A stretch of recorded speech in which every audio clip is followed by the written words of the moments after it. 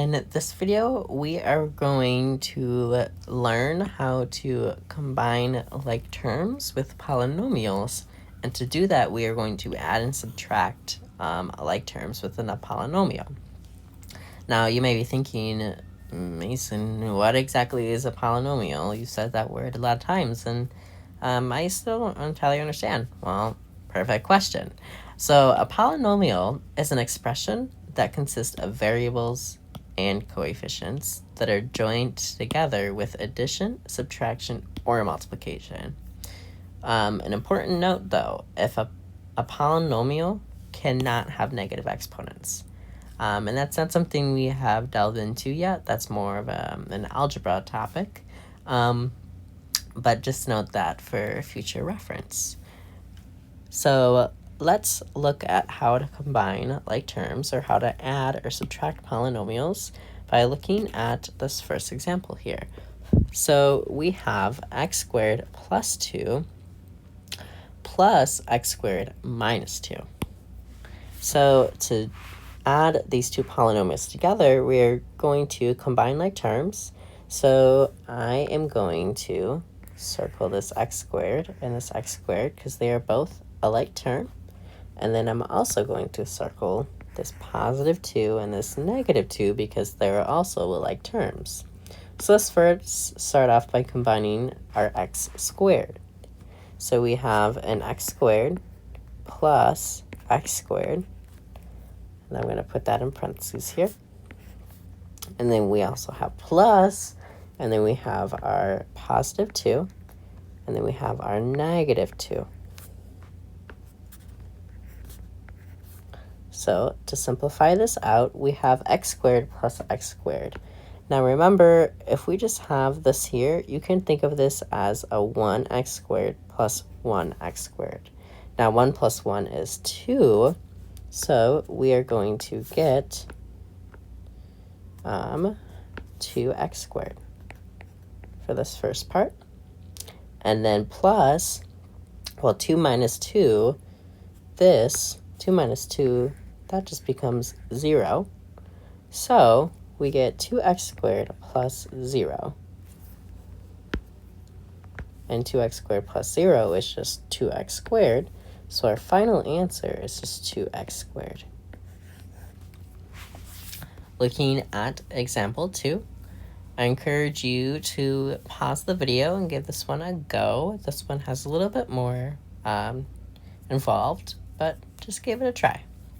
And now let's work through it together. So this problem is a little bit more challenging in the way that you have to pay attention to what is outside, what signs are outside these parentheses or these polynomials. Because if you have a negative sign on the outside of parentheses, you have to do something called distributing.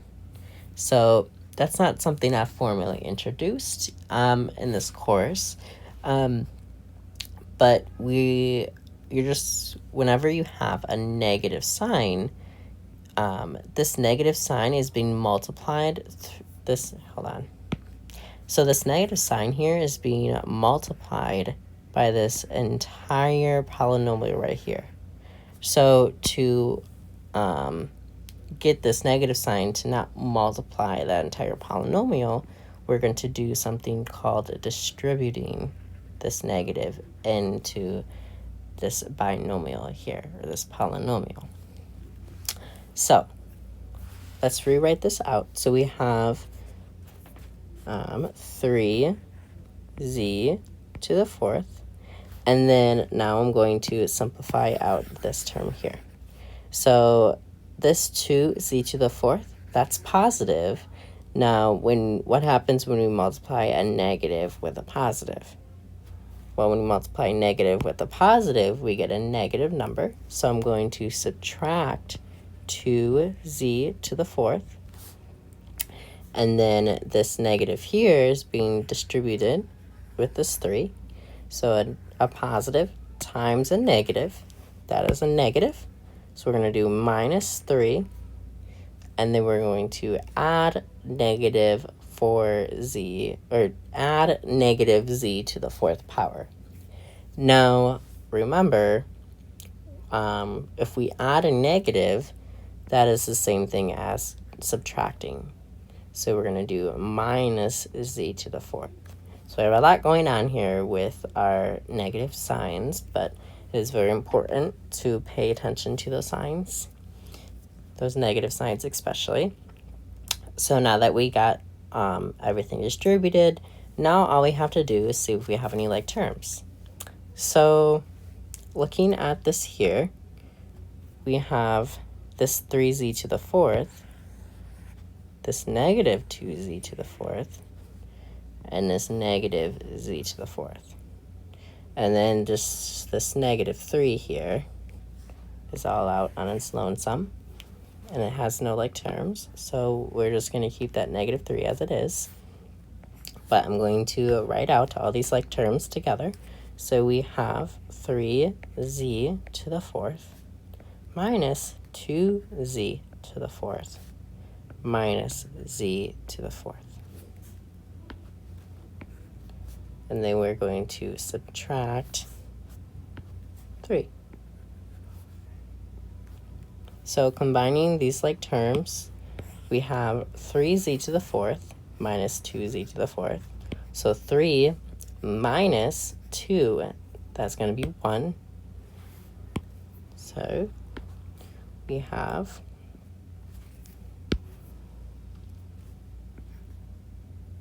1z to the fourth minus z to the fourth, and then minus 3.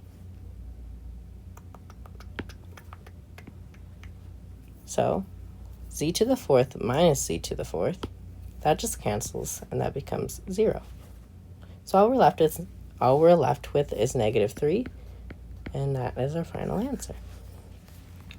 Looking at example 3, we have 2b squared plus b, or 2b squared plus b, and then we're going to subtract b to the fourth minus b squared. So recall that because we have this negative sign out here, this negative sign is being multiplied by this entire binomial here. So we have to distribute in this negative sign. So let's first start off by just writing out this binomial here. So we'll have 2b squared plus b cubed. And then we're going to distribute in this negative sign. So we get negative b to the fourth. And then be careful here, because this b squared is already being subtracted. So in this case, we have a negative times a negative, and a negative times a negative is going to be a positive. So this negative b squared now changes to a positive b squared when we distribute in that negative. Okay. So now, simplifying this a little bit more, let's see if we can find any like terms. Oh, scanning through the problem, I notice we have 2 terms that have a b squared. So we can combine those 2 terms. So we have 2b squared plus b squared